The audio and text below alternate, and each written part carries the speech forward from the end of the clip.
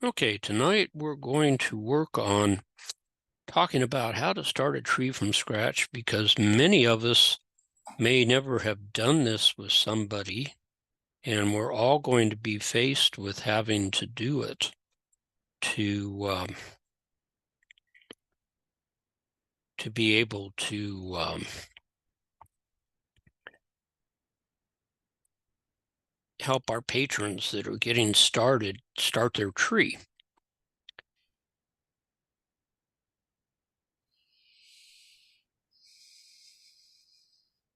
I keep getting a message here.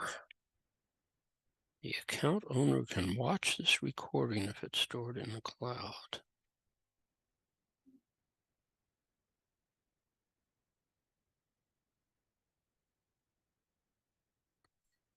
Okay. I hope all my problems are gone now. So what we're going to do is we're going to talk about how you assist a person from getting started from the beginning. And because we have to have a place to put this tree, we will arbitrarily use Family Search, since that's what most of us use. And so it's designed for there, but it could work from any site. You know, it could be building a tree at Ancestry. It could be building a tree on your computer at home using, Ancestral Quest or whatever. And the other thing is, this is quite a long presentation. There'll be several slides where I'll probably gloss over the details, because most of us are fairly familiar with the concepts that are on that slide. But you'll have a chance to see the whole slide deck later on when we send out the recording and the PDF for the slides, so you'll be able to see it that way if you want to have more time with a particular slide. Okay, wanted to start out though with some myths and rabbit holes that exist out there that we need to realize. And sometimes if we haven't started from scratch, we don't realize these things are out there or are that important. So the first one is, don't reinvent the wheel. We're in the 21st century. When I first started, we would have probably said, we all kind of reinvented the wheel because we didn't know where people were that had the information. So we had to build it from scratch. Well, there's no need for that today. We have resources that will get us everything we need. We also can collaborate with people, and we have ways to collaborate. So try not to reinvent the wheel. Easier to find what other people have done and verify what they have. Don't blindly take things though at face value. If you do take things that are already put together, make sure that you verify every name. I hear somebody in the background. Could you please mute yourself? Because I don't have that ability right now.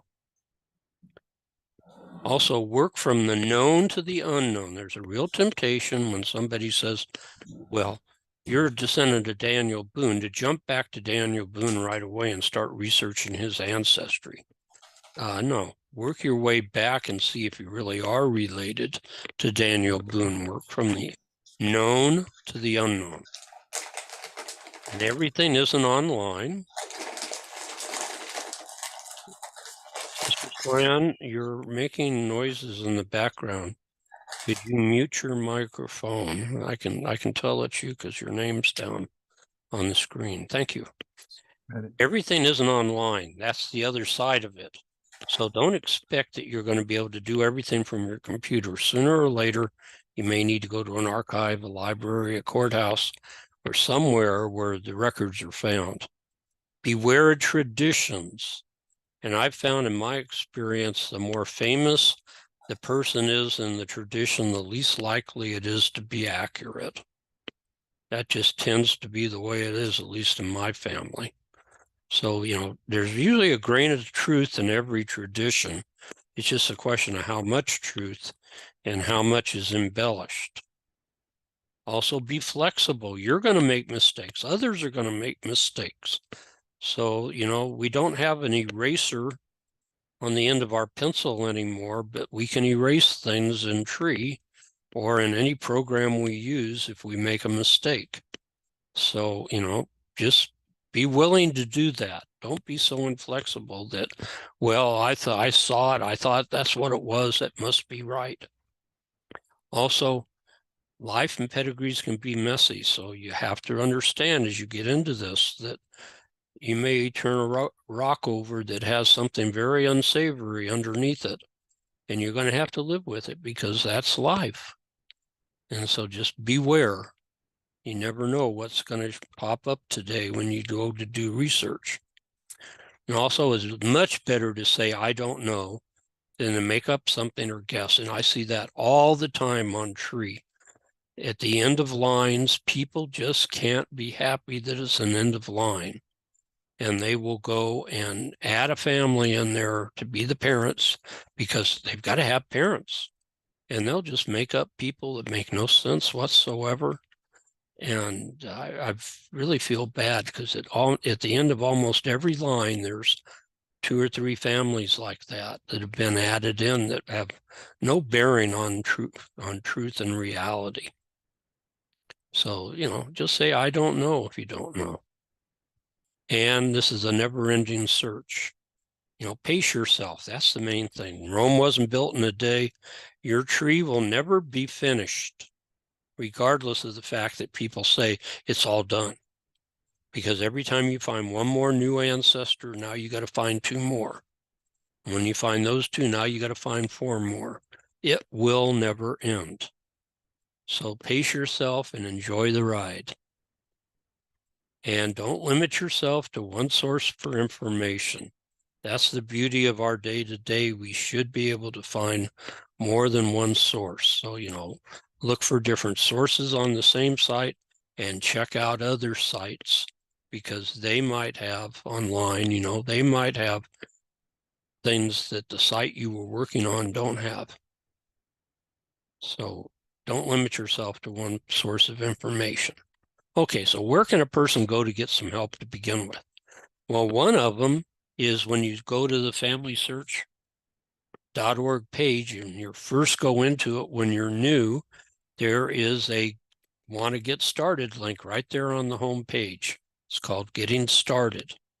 And you can go there and they will walk you through it. Also from the Family Search blog, found down at the bottom of most of the pages in Family Search, there's a blog entry called Simple Start Family History, which is a blog, but it also goes through the steps of how to get started step by step.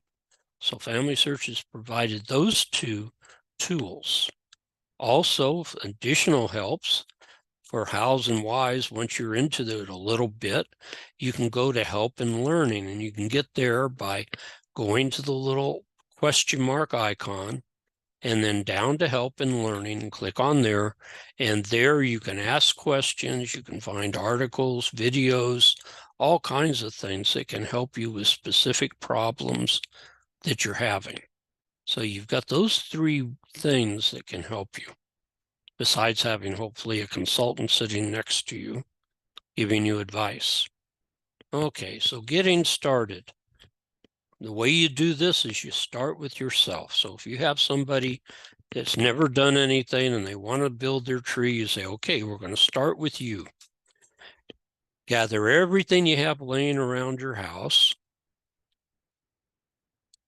any papers or anything like that. Interview your relatives. And then after you put that down, record it somehow, however you want to do it, on a computer, a spreadsheet, a Word document, on a piece of paper, however you want to do it, record all this and pick a place to start, remembering what I said at the beginning. Start near the beginning and work your way out. So start with the present and find where your first hole is. Is it you need to find out more about your dad, or is it your mom's mother? What is it you want to start with? Start nearest you and start by reviewing online records for that person. Use Family Search and the other major sites. And after you've found everything you can find, update what you have in the way of your records. There'll be pedigree charts and family group sheets eventually, and we'll talk about those. And then After you've updated what you have, you go back to step 5, which is pick a place to start, find your new place to start, and go through this again. And when you're finished, go back up to step 5, pick a new person or place to start, and go back through this again. This is a research process. It may not take a lot of true research, because you may be able to find things just through your survey of the internet, but this is the way we do it. And you'll be doing this the rest of your life. Like Groundhog's Day, or the Groundhog Day movie, and it goes over and over and over. We do the same thing. Hopefully not with the same question or problem, but with a different focus each time. Okay, remember, family tree is unique. It's a one tree for all. There's no My Trees here. You go to Ancestry if you want that. So you have to learn to collaborate. And, you're working with 1.6 billion people in that tree. So there's a need for collaboration to work with other people that are putting things in there. And B, you really want to work through that tree, because you'd be surprised how much of your pedigree is already there, even if it's a person who's just starting. The beginners often have much of their tree right there. And the goal, of course, is to have one person for each record and tree. That leads us to duplicates. We know about duplicates. We know how they get there. And we know the process to bring them together is called merging. I don't think we need to spend much time there, because I think we probably all spent more time than we ever wanted to merging records. Okay, there are living records and deceased records. And you have to help people understand that those living records are only viewable by the person who created them, or in the case of you, when Family Search created your account, they made a copy of you, and only you can see that record. So you didn't really make it, but you're the only person that can see it, as opposed to the records of those that are deceased that everybody can see. And those are the records that we're trying to get to have one record per person. There can be multiples of living people, and it doesn't matter because only one person can see them. Okay, so our job's going to be get you in the tree, or whoever the person is you're working with, add their living family, connect them to the deceased family, and you have a tree. And in some cases, it goes very, very rapidly. For others, they may have to add a lot of deceased people, but sooner or later, it tends to be that they tie in to those 1.6 billion people in tree. And I say virtually every family will have that happen sooner or later, often more sooner than later. Okay, so again, remember, don't forget, you got to do some homework at the beginning. When the person comes in and says, I want to start, usually what you end up doing is sending them home to do their homework, to write down everything they can remember about the family: names, dates, places, relationships. It really helps to have all 4 of those. To find John Jones with only the name, hard. Find John Jones, born 1935, a little easier. Find John Jones, born 1935 in Oklahoma. It's getting easier. Find John Jones, born in 1935 in Oklahoma, married to Mary Smith. Now you may probably be able to find him without much trouble. That's the kind of thing you need, as much detail as you can get. They tend to want to just give you the name and say, hey, here, find my family. It takes more than just a name. Gather everything they can. You'd be surprised what they might have laying around the house that has genealogical information in it: documents, pictures, newspapers.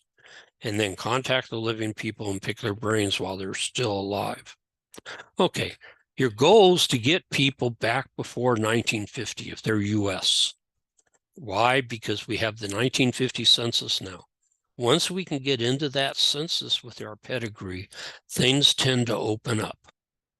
And so that's our goal. And so we need to get back 70 years, which means we need to get back probably 2 or 3 generations back. And that's about where people's memories end. So it's a real challenge to really help them, because their homework, especially getting some of the older living relatives to help out, is really vital. Okay, you have to have an account. We all know that. They've made it easier and easier. This is the sign up page now, and this is essentially all there is to it. Your name, your birth date, your gender, and then if you're a member of the church, you click the box and then add your membership number that you can get out of Tools or from the ward clerk. And then you click continue, and all you do is give them username and password, which you better remember, or you'll forever have problems. And you'll have to supply either a phone number or an email so that they have a way to connect with you and verify your account and that sort of thing. Help you out if you forget the username or password. Okay, once you've done those steps and you say you gave them an email, you'll get a confirming email.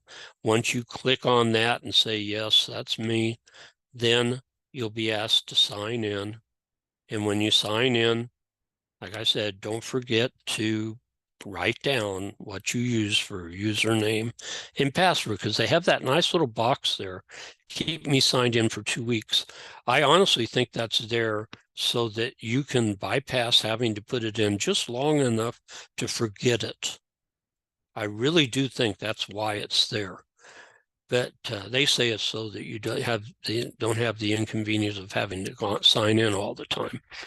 But anyway, so what I did to make things so I could do it from scratch, to be honest with you, Rustin is my grandson, one of my grandsons, and I know he's not into genealogy, so I created an account for him so that I could do this from scratch.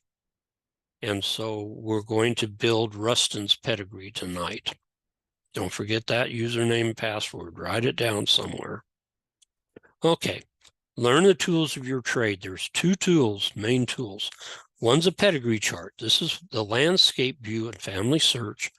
There's other views. They have a portrait pedigree. They have a fan chart, which is my favorite. We'll see that later. But the pedigree shows you your ancestors. This is your tree, as people call it. The other view is a family group sheet. And in Family Search, the family group sheets are very truncated. Then in this case, here's the parents, Benjamin Carter and Grace Cummings, and here are their children. And every person in Family Search has 2 family groups that show. One with them as a parent, with their spouse, and then their children. And then there'll be another one with them as a child, with their siblings and their parents up at the top. So there'll be 2 different family groups that can show for a person. And of course, their tree will show for them. When you want to see the details about a person, you'll click on one of the people in the tree. A card comes up. You click on where it says person, and their person page comes up. This is what a person page looks like. And it's there that we will add or edit the vital information, birth, marriage, and death, and that sort of thing, where we can see their families that they're in, both their family where they're a spouse and their family where they're a child. And so this is how Family Search is set up. We all know this. Okay, so we want to get started. When I first sign in as Rustin, since they know he's a new person, they have right in the middle of the page, hey, let's click here and get started. Well, we're going to bypass that. It'll walk you through the steps, step by step. We'll do it the old-fashioned way. We'll go up there and click on Family Tree, and then click on Tree and see what comes up. And this is what comes up for a new user usually, and very often.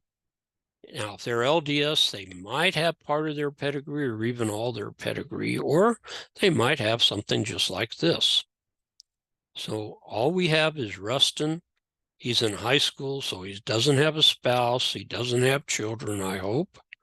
And he has parents missing. And so we're going to have to build this record. But we need to do our homework first. So the main homework we did is we wrote down his pedigree. we went asking the family members, my daughter, her husband, for names. We got the names of his parents, of Rustin's parents, Dustin and Heidi, and then their parents. They're all in yellow boxes because we're all living still. So Rustin has 2 generations of all living relatives.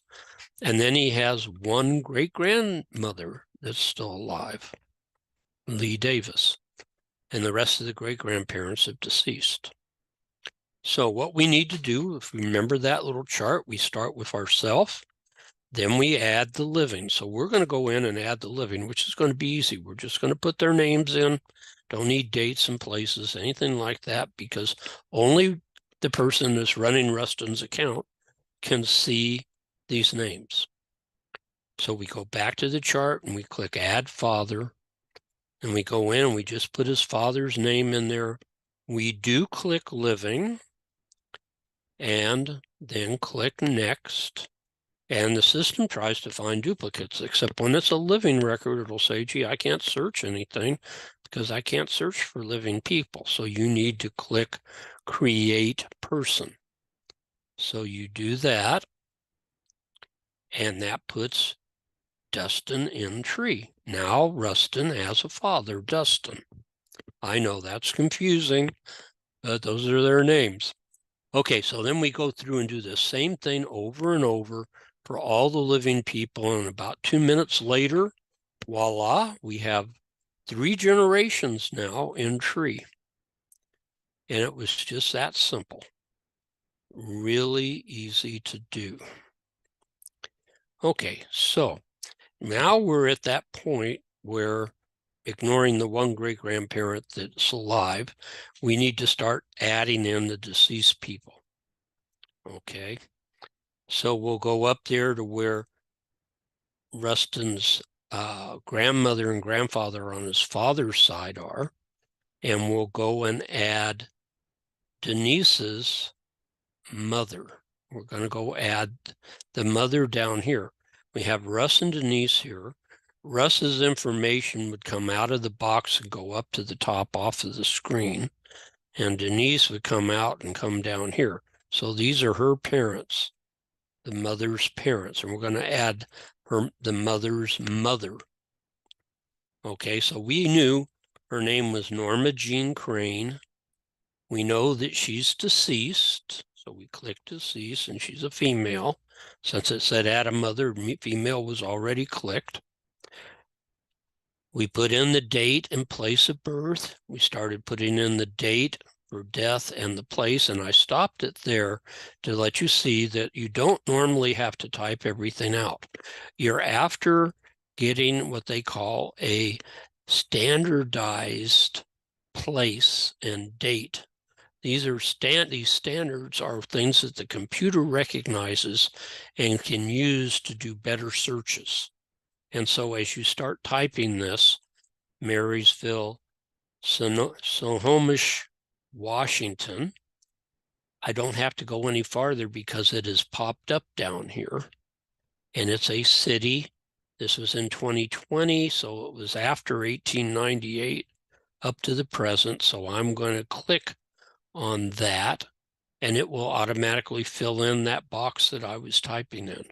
And it will now be standardized. The dates were already standardized. Family Search likes day, month, year, with the month 3 letters. And if you try to do it any other way, they'll give it to you back this way, or with the month spelled out. That works also. But they like day, month, year as the system for standardization. So we try to do that with them. And then when we're finished, we click Next. And what it does is it looks to see if they can find her.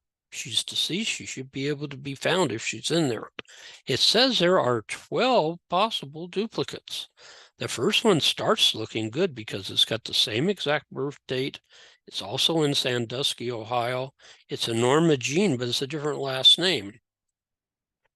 Heminger, as opposed to Crane, and it really is Heminger because her father's a Heminger, but she's married to a Deebley. Then there's a Norma Rustin, which isn't the right last name.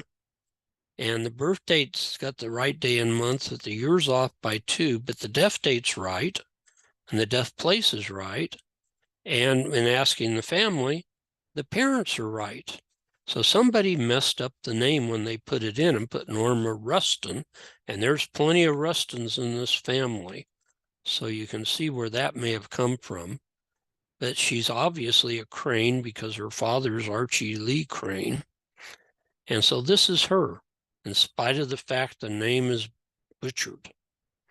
And so we're going to click Add Match down there for her, knowing we're going to have to do some editing because it's messed up. And so we put her in, and notice that she doesn't come in by herself. She comes in with parents because her parents are listed. But we're going to have to do some editing. So we click on her name and then click on person to get that person page. And when that person page comes up, we're going to click on the little edit right behind her name. And we're going to go change it to Crane and give a reason. Say Rustin isn't her surname. She was born Norma Jean Crane based on personal knowledge of her daughter. And then we can click Save.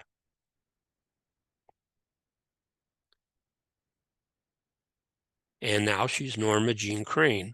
And we need to check for duplicates because we've changed her name. Now we need to check to see if there's any other Norma Jean Cranes in the system.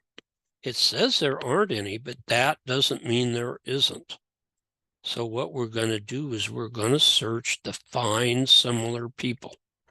And when we do, we get a sister of hers, Jornetta Lee Crane. That's not her. There's a Bobby Jean Crane. That's not her. So we couldn't find any. So we're okay with that, at least so far. We can feel safe for a while, at least, that there's no more duplicates for Norma. So now what are we going to do? We need to try to get her husband in there. But look what happens. We go to the tree and getting ready to add a husband and see what happened. We brought in the whole wedge of the tree. That's the power of this 1.6 billion people, is that for many of them, they come with a tree. The thing is, you really need to check all those to make sure they're really Norma Jean Crane's ancestors. You shouldn't just trust other people's work. You should kind of go down through that and take time and check them all out to see if they're really all accurate. Okay, so now let's do her spouse. So we're going to click on spouse. And we were given Don Fraser because he went by Don, that he was born about 1930. He died in 2016, but my son-in-law couldn't remember the exact date. So he has Don Fraser, 1930 to 2016. We'll click next and see what happens. Comes up with one possible match, Donald Lee Fraser.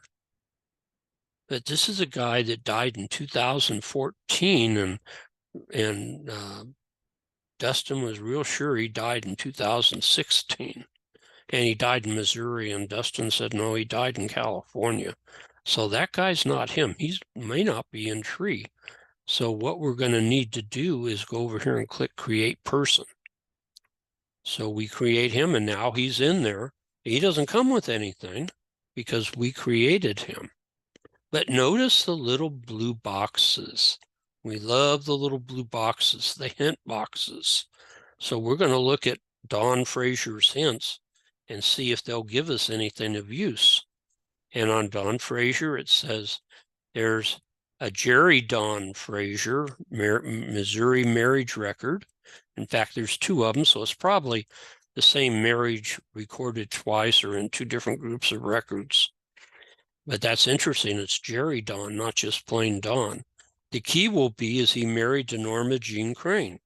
So we'll look at the second one there. Jerry Don Fraser, married in 1953, and the spouse's name is Norma Jean Crane. So this is him. So his real name is Jerry Don Fraser. He was born in 34, not 1930. And he has a mother, Mrs. Opal Fraser. So we got all kinds of good information there. So we'll do click and review. And that's going to get us into SourceLinker, where we can link things up. This is the old version.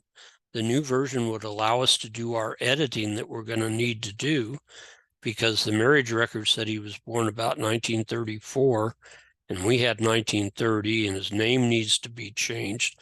With the new SourceLinker, we could do it right here.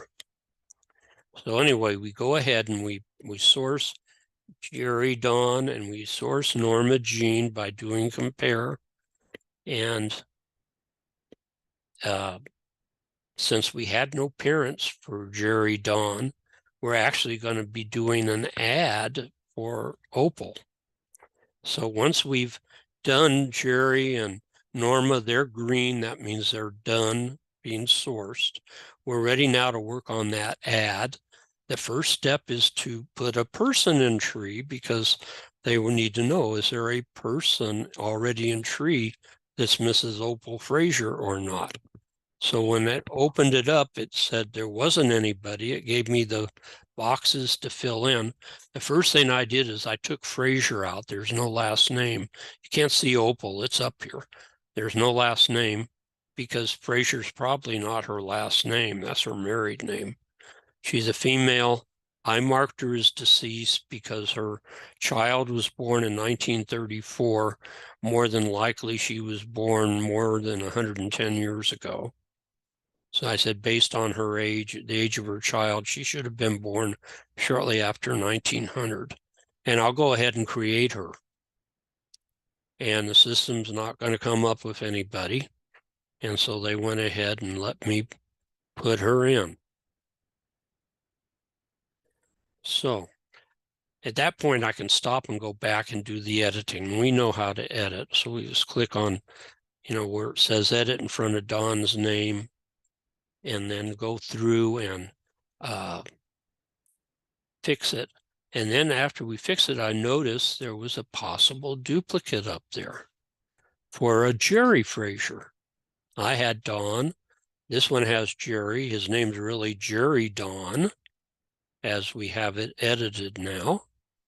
So we went and looked at that, and sure enough, this is the normal kind of duplicate you're going to find. I've got a record for Jerry Dawn that I'm making as I work my way up a tree. It has spouse and children and no parents. Here's a record for Jerry Frazier where somebody's probably doing descendancy work, and they have him with his parents and siblings, but no spouse. And so this is the most wonderful merge you want to do, because when you're finished, you're going to have a complete record for Jerry Dawn with both his parents and his family, his spousal family. So we say, yes, continue. And then when we get all done, he's got a complete record going both directions. We know how to do it, so we'll just jump through it. And look what we have when we get done. This tree is growing rapidly. Now there's a hole where that opal is, but we now have a name for Opal. She's Opal England, because that other Jerry Dawn had parents. The Jerry Frazier record had parents, and it said it was Opal England.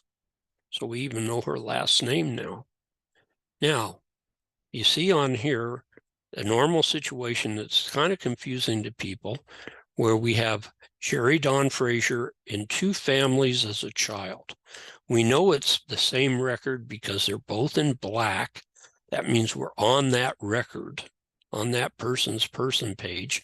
And if you look at the little numbers behind them, they both end in XG3.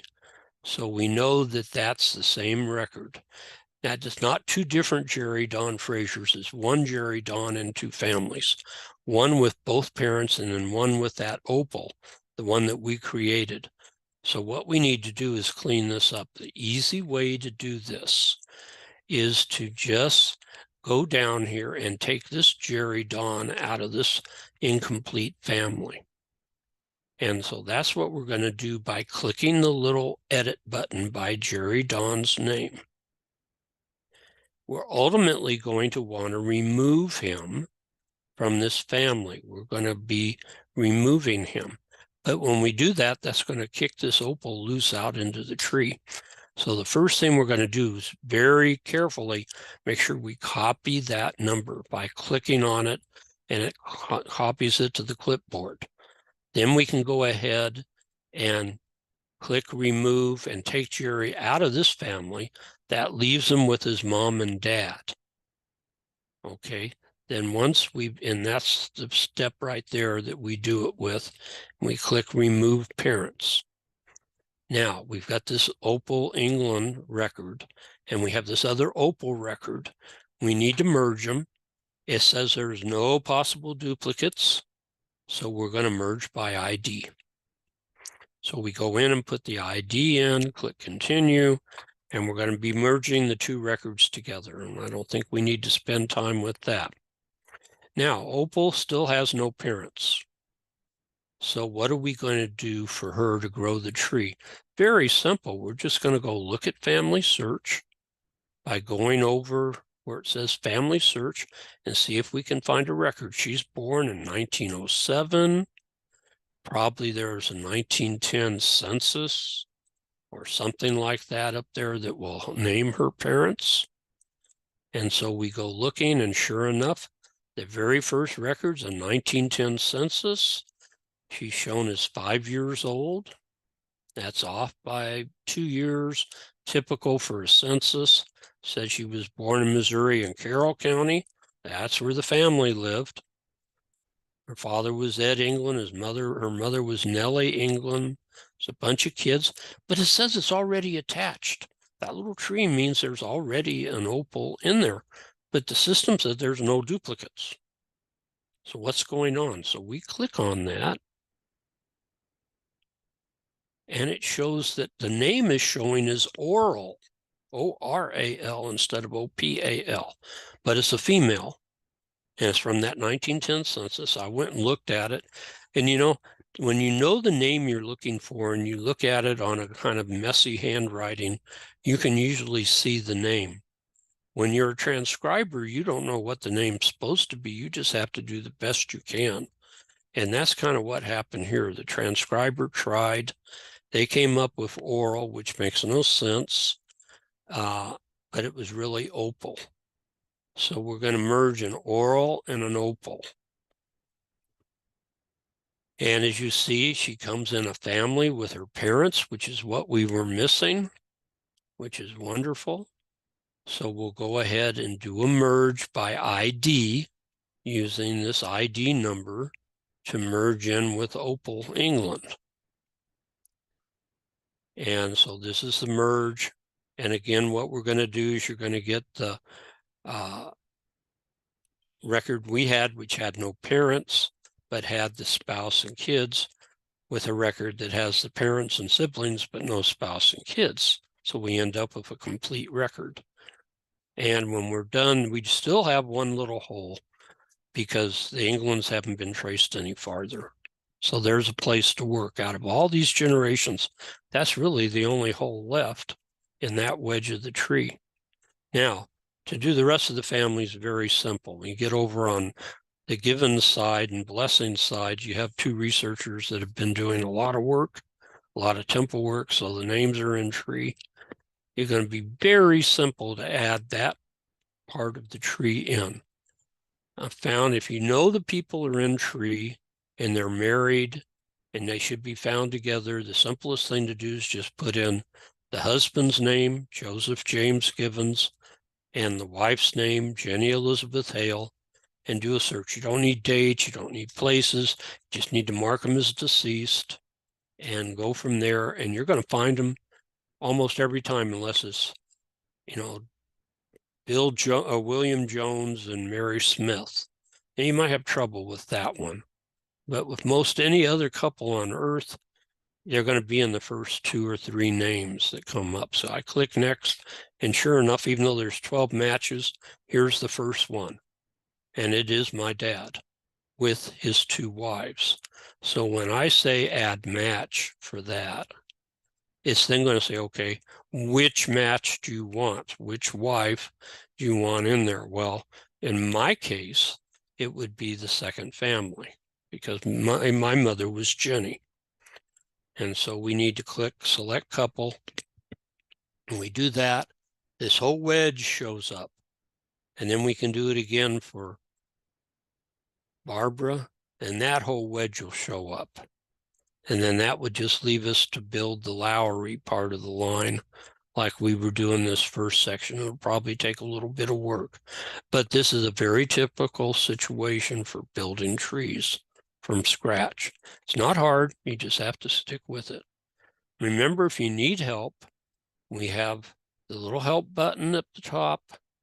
That takes us down to a pop-up where there's a place to look at selected topics based on what page you're on.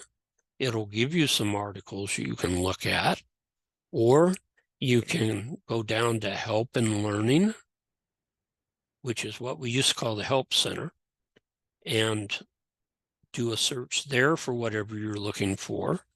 Or you can go to the community and you can, it's like Facebook for genealogy. And there's a place there where you can ask questions, or you can go to a location and research, and you can try to get your help there. That's where I was going tonight to do some cleanup work, and I needed some help. So I went over there and left my questions and got answers within an hour. And there's also Contact Us, where you would find out the local family history center, if you're LDS, your local consultants, things like that. The one thing that isn't on here is there's also search articles and lessons right here at the top, which is an unfiltered search. It'll search through everything in the system. Okay, Help and Learning itself. This is where you can go to from that drop down. It allows you to either go to a search bar, or you can click on specific topics like family tree or memories or partners or DNA, get involved, and that'll help filter down the results to your question. You ask your question there. Most of our questions tonight would have all come out of family tree, because that's basically where we were working. Okay, so that's where the help center is now. It looks a little different. And then the community, if you click over there, will look something like this. And essentially, you're going to want to probably either go to general questions or to family tree right here. Most of the questions I've asked is over here in the family tree section. Excuse me. And there you would ask your question. You could ask your questions up here or search for answers up here, but they have volunteers there that monitor questions looking to help you. So you'll get fairly fast answers. Okay, Contact Us. I always want to bring this up because it has changed this last year. It used to be a 24/7 service. It isn't 24/7 anymore. They just don't have the volunteers. Since COVID, people just haven't come back to the volunteer mode. And so they've had to scale back. If you want to make a phone call, the number is still the same old number, 866-406-1830. But it's only good in North America from Monday through Saturday, 8 a.m. to 8 p.m., Sunday, 1 p.m. to 7 p.m. Those are mountain time. So for us in California, that's 7 to 7, Monday through Saturday, or noon to 7 on Sundays. The rest of the time, the phones are off. They still accept email questions. The funny thing there was they tried to stop them, and the public came unglued. So they reluctantly put the emails back in. They really want you to go over to the community. And quite frankly, for most cases, that works fine. Like I said, I did it today and I got answers back within an hour. And so why send an email and wait 2 or 3 days when you can put it in the community and get an answer back, an accurate answer back in an hour or so. So that's how Contact Us works now. And for many of us that work in a center, at night. We have to know that because it's going to affect us. You really need to use the community in the evenings. So in conclusion, I hope this has helped you a little bit get over the hump of what to do when somebody starts from scratch. And just remember, it really isn't hard. You saw how fast that tree grew. And the amount of research I had to do was negligible. I only looked up a couple of records in the whole time that we did this. The rest of it, the people were there. And you'll be surprised how often that's the case. And so, it's not hard at all compared to what it used to be like. And with a little practice, even you can do it. Truly, every one of us listening can do this. So, questions? Do we have any questions?